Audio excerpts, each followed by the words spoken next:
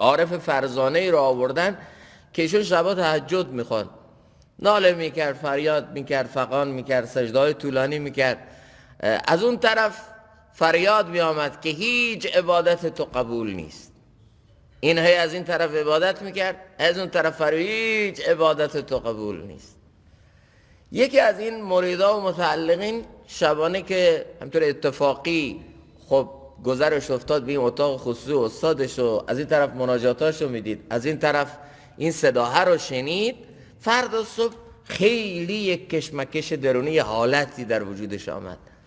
رفت پیش استادش گفت استاد من تو عارف بودنت، تو بزرگ بودنت، تو کامل بودنت هیچ شکی ندارم. خود منم اگر تا به حال الله تعالی تو مسیر قرب خودش، وصل خودش چیزی به من داده، به برکت همین بودن در کنار تو الله به من چیزی داده. من حق ندارم به تو بدگمان باشم، من حق ندارم نسبت به تو سوء ظن و این بیادبی و گستاخی رو بکنم.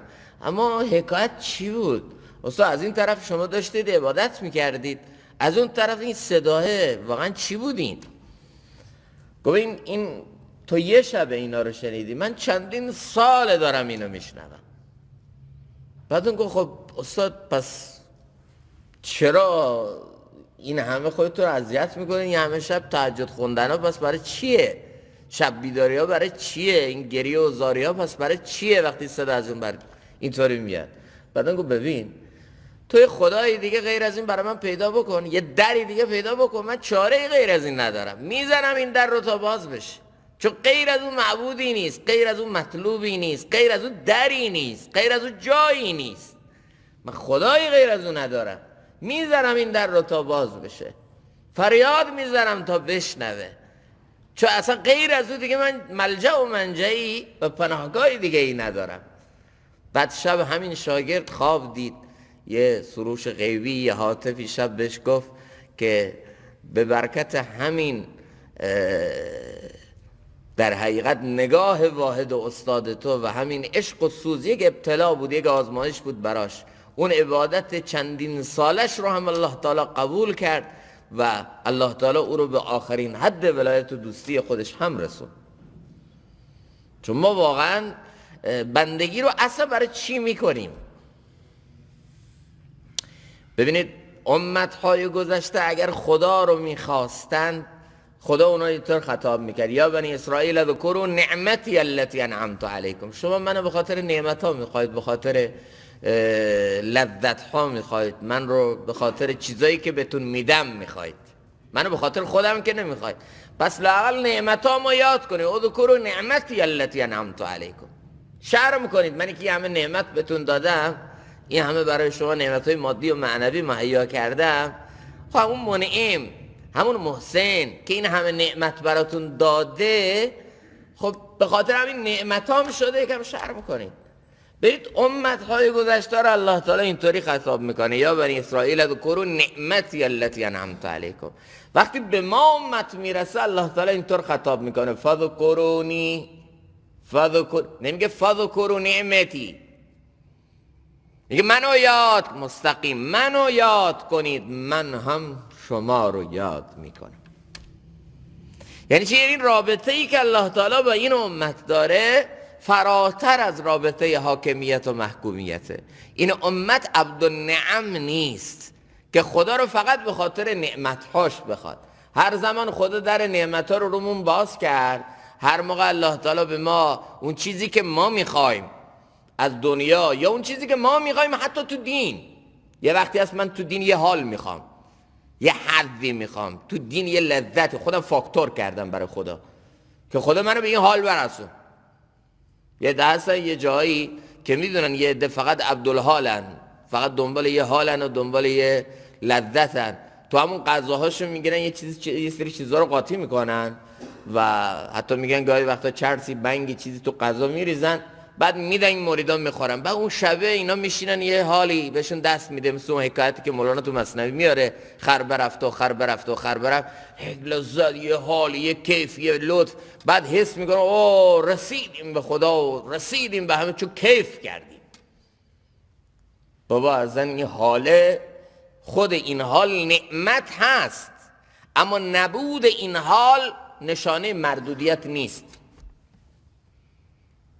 خب یه وقتایی هست الله تعالی اینها رو برای ابتلا میاره، اینها رو برای آزمایش میاره که خود عبادت هست ولی حد عبادت نیست، که ببینه تو واقعا خدا رو به خاطر کی عبادت میکنه. یه وقتایی هم هست الله بنا به یه حکمت این حد رو تو عبادت از تو میگیره. برای چی؟ برای که عجز تو رو، ناتوانی تو رو، ضعف تو رو به تو نشون بده که بابا اگر تو عبادتم چیزی داری، تو میدان طاعتم چیزی داری، از من داری. من بخوام حظ رو ازش بگیرم، لذت رو ازش بگیرم، در آنی ازم میخواد چیکار کنی حالا؟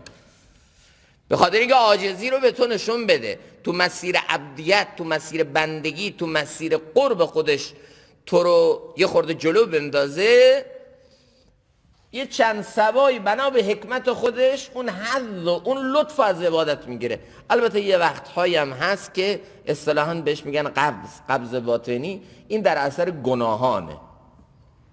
خب که اینو باید انسان باید از یه مصلح کامل، از یه مربی کامل سوال کنه که واقعا این قبض و این حالتی که الان برام اومده این در اثر گناهانه؟ اگر در اثر گناهانه من باید چه کار بکنم؟ یا اینکه نه، یه ابتلا و یه آزمایشیه، یه فراز و نشیبیه که تو این مسیر بنا به حکمت الهی به وجود آمده. تو این شرایط باید با یه مشاور خوب، یه مصلح خوب انسان مشوره بکنه، اما نباید پابند اینا باش.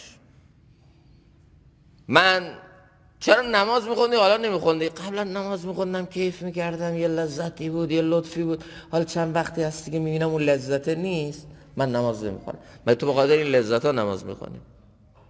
مگه تو به خاطر حظ نفس خودت، به خاطر لذت جویی خودت عبادت میکنی؟ بندگی رو برای اینا میخوای مگه؟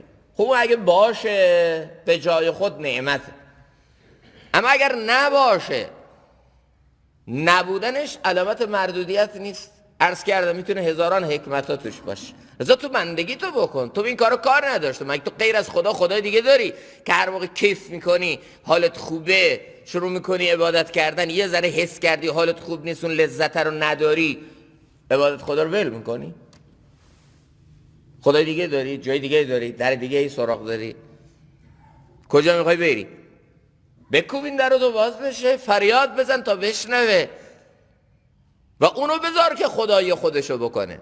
اون خدایی خوب بلده، تو نگران خدایی اون نباش، تو بندگی خودتو بکن و بدون که الله کسی که صادقانه در مسیر محبت او حرکت بکنه، اللهی که کنار اصحاب کهف سگشون رو دید و ازش یاد کرد،